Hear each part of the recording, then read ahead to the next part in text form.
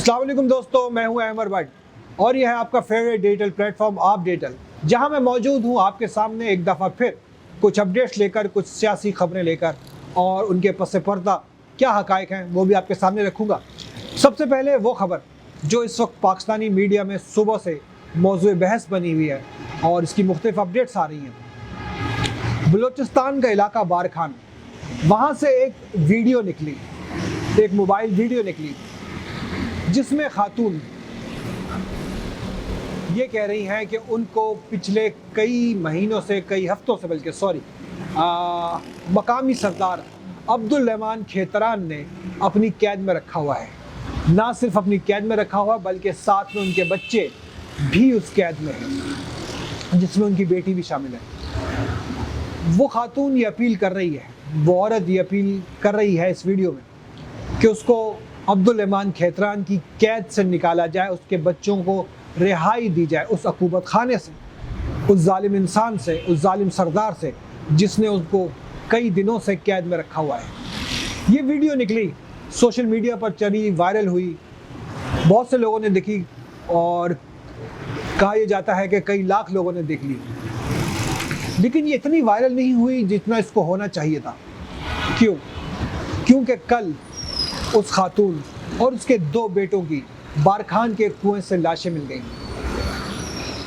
न सिर्फ लाशें मिली बल्कि उस खातून के चेहरे पर भी तेज़ाब डालकर उसको जला दिया गया था, मस कर दिया गया था। अगर ये वीडियो वायरल हो जाती जितना कि इसको होना चाहिए था, किसी साहिब इख्तियार के मोबाइल फ़ोन तक ये पहुंच जाती या उसके कानों तक इसकी आवाज़ पहुंच जाती, तो शायद कोई चांस था कि उस खातून को, उस औरत को बचा लिया जाता या कोई एक्शन हो जाता या कम से कम पूछ लिया जाता उस जालिम सरदार से, उस अब्दुल रहमान खेतरान से कि तुम्हारी निजी जेल में कैद ये खातून कौन है और क्या कर रही है। लेकिन ऐसा ना हो सका क्योंकि गिरा नाज, उसको कैद करने वालों को वो वीडियो पसंद नहीं आई, उसका मदद के लिए पुकारना पसंद नहीं आया और उसको बिलाखिर मार दिया गया, कत्ल कर दिया गया। हमने वीडियो में देखा कि उस खातून ने अपने हाथ में कुरान भी उठा रखा है और कुरान उठाकर वो अल्लाह रसूल के वास्ते दे रही है कि मुझे बचा लिया जाए, मेरे ख़ानदान वालों को बचा लिया जाए, मेरे बेटों को बचा लिया जाए, मेरी बेटी को बचा लिया जाए। वो ये अपील कर रही है कि उसकी बेटी भी जालिम सरदार की कैद में है और उसको रोज़ ज़्यादती का निशाना बनाया जा रहा है, उसका रोज़ रेप होता है। एक माँ ही समझ सकती है इसका दुख कि उसकी बेटी के साथ हर रोज़ ज़्यादती हो रही हो। इन लोगों का कसूर क्या था ये कभी सामने ना आ सके। शायद इन लोगों को कत्ल किसने किया शायद ये भी सामने ना आ सके। नोटिस लिया जाना था हुकूमत की जानिब से, वो ले लिया गया। तहकीकात होनी है, वो हो जाएगी। शायद मुजरिम जो है उनको सज़ा भी मिल जाए, कोई पकड़ा भी जाए। लेकिन मेरा ख्याल है बहुत देर हो चुकी है, अब बहुत देर हो चुकी है, क्योंकि अब ना गिरानाज इस दुनिया में है, ना उसके दो बेटे इस दुनिया में हैं, सिर्फ एक बेटी है और मज़ीद 4 बेटे उसकी कैद में हैं। जी हाँ, ये जो अंदर की बात है, जो बैक स्टोरी है कि मज़ीद 5 बच्चे उस खातून के अभी भी उस जालिम सरदार की कैद में, उस कातिल की कैद में हैं।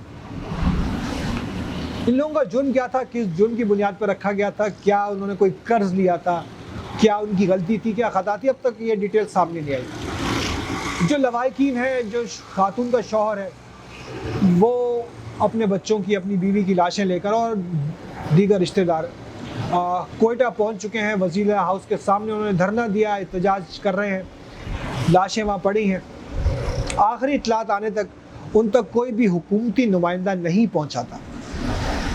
हालांकि आज बलूचिस्तान असम्बली में इस पर ये नुक्ता भी उठाया गया, इस पर बात भी हुई, इसकी मज़म्मत भी की गई। जो वज़ीर दाखिला हैं बलूचिस्तान के, लांगू साहब, उन्होंने भी इस पर फौरी एक्शन लेने का इरादा किया और उन्होंने फौरी एक्शन भी लिया, तहकीकाती कमेटी कायम कर दी गई। लेकिन ये जो मज़लूम बैठे हैं बलूचिस्तान में, कोयटा में, वज़ीर हाउस को अब तक कोई नहीं पहुंचा। हो सकता है इस वीडियो के आने तक कोई ना कोई पहुंच जाए और कोई ना कोई पहुंच जाएगा। लेकिन अब आप इन लोगों को क्या इंसाफ देंगे? کہیں گے ان کو کہ سوری ہماری غلطی ہے کہ ہم آپ کو وقت پر انصاف نہ دے سکیں. لیکن شاید غلطی ان کی ہے کیونکہ ان کی ویڈیو وائرل نہیں ہو پائی. گرا ناز کی ویڈیو اگر وائرل ہو جاتی تو شاید ایسا نہ ہوتا, کیونکہ اب یہ دور سوشل میڈیا کا ہے. ہمیں جب تک کوئی ویڈیو وائرل نہیں ہوتی معاملے کی سنگینی کا اندازہ نہیں ہوتا. نہ جانے کتنی گرا ناز ہے, نہ جانے کتنی گرا ناز کی بیٹیاں ہیں جو اس وقت ان عقوبت خانوں میں, ان نجی قید خانوں میں ظالم سرداروں کی قید میں ہیں, جن کے پاس شاید موبائل بھی نہیں کہ وہ اپنی ایک ویڈیو بنا سکیں اور ان کو وائرل کر سکیں. یہ ایک ایسا واقعہ ہے جس نے آج مجھ سمیت پورے پاکستان کو جھنجھوڑ کے رکھا ہے. ہر اس شخص کو جھنجھوڑ دیا ہے اس معاشرے کے جو تھوڑی بہت اپنے دل میں درد رکھتا ہے, جس کو تھوڑا بہت احساس ہے. لیکن یہ شاید ملک ان کھیترانوں کے لیے بنا ہے, ان سرداروں کے لیے بنا ہے کہ جن کا نام ہوتے ہوئے بھی نام نہیں آ رہا, FIR درج نہیں ہو رہی. ہو جائے گی. میں اب کی بات کر رہا ہوں, شاید میرے اس ویڈیو کے آنے تک وہ FIR درج ہو جائے. لیکن صورتحال مجموعی طور پر بہت مایوس کن ہے, اور جس طریقے سے یہ عورت نشانہ بنی ہے ایک ظالم سردار کا, اس کی انا کا, اس کے ظلم کا, یہ شاید میں کم از کم میں کافی دیر تک نہ بھلا پاؤں. تو یہ ایک دکھ بھری چیز تھی, ایک چیز تھی جس نے ہلا کے رکھ دیا, آپ کے سامنے رکھی. تو انشاءاللہ تعالیٰ اللہ تعالیٰ کی ذات سے امید ہے کہ گرا ناز کو, اس کے 2 بچوں کو انصاف ملے گا, ضرور ملے گا. اور اس کی بیٹی سمیت جو 5 بچے قید ہیں اس ظالم سردار عبدالرحمان کھیتران کی قید میں, ان کو بھی بازیاب کرا لیا جائے گا. یہاں پر میں عبدالرحمان کھیتران کی بات بھی کروں, ان سے بھی موقف لیا گیا مختلف ٹی وی چینلز پر, تو ان کا یہ کہنا تھا کہ میری نجی جیل میں یہ قید نہیں, میرا بیٹا ہے انعام کھیتران, اس نے یہ ویڈیو ریلیز کی, وہ میرے خلاف ہے, وہ میرے خلاف سازشیں کر رہا ہے اور اسی نے مروایا ہے. باپ بیٹے کی آپسی چپکلش اتنی ظالمانہ, یہ ایک الگ کہانی ہو سکتی ہے, ایک الگ کہانی بن سکتی ہے. تو اصول یہ کہتا ہے کہ جب تک پوری طریقے سے حالات و واقعات سامنے نہ آ جائیں آپ کسی کو مجرم یا ذمہ دار نہیں ٹھہرا سکتے. لیکن اب تک آنے والے جو بھی واقعات ہیں, جو بھی ہیں, ان سے اشارہ خود عبدالرحمان کھیتران کی طرف ہے. اس خاتون نے اپنی ویڈیو میں قرآن ہاتھ میں اٹھا کر عبدالرحمان کھیتران سے اپنی جان کو خطرہ بتایا, اپنے آپ کو چھڑوانے کی اپیل کی, اپنے بچوں کو چھڑوانے کی اپیل کی. اور اب 5 دن بعد یا 4 دن بعد وہ اس دنیا میں نہیں رہی, نہ اس کے دونوں بیٹے اس دنیا میں ہیں. سیاسی فرنٹ سے بات کر لیں اب تھوڑی سی. سیاسی فرنٹ میں ہم نے دیکھا جی پرویز الہی صاحب اپنی تمام جو بھی ان کے ساتھی تھے ان سمیت PTI میں داخل ہو چکے ہیں, شامل ہو چکے ہیں باقاعدہ طور پر. اور عمران خان کی جانب سے ان کو PTI صدر کا عہدہ بھی تفویض کر دیا گیا ہے. جی ہاں, پرویز الہی صاحب کافی عرصے سے جو ہم دیکھتے ہیں ان کی ڈاواڈول سیاست, کہ کبھی کبھار ایسا لگتا تھا کہ وہ خان صاحب کے ساتھ ہاتھ کر جائیں گے, کبھی ایسا لگتا تھا کہ وہ پیچھے کسی اور سے انسٹرکشن لے رہے ہیں. لیکن انہوں نے ہم نے دیکھا کہ انہوں نے ہر دفعہ اسمبلیاں توڑنے کے معاملے پر بھی خان صاحب کا مان رکھا, اعتماد نہیں توڑا. PTI میں شمولیت پر بھی انہوں نے اپنی پارٹی کو خیر بات کہا. وہ کہہ رہے تھے, آج صبح میں یہ ہوا کہ چودھری شجاعت حسین کی جانب سے پرویز الہی صاحب کو پارٹی سے ایکسپیل کر دیا گیا, نکال دیا گیا, جس کے فوراً بعد انہوں نے PTI میں شمولیت کا اعلان کیا کچھ گھنٹوں بعد. اور اب انہوں نے PTI کی جو جیل بھرو تحریک ہے اس کے لیے بھی بڑی انہوں نے پازیٹیو باتیں کی, کہ انہوں نے کہا جی عمران خان کے ساتھ کھڑے ہیں اور ہم بھی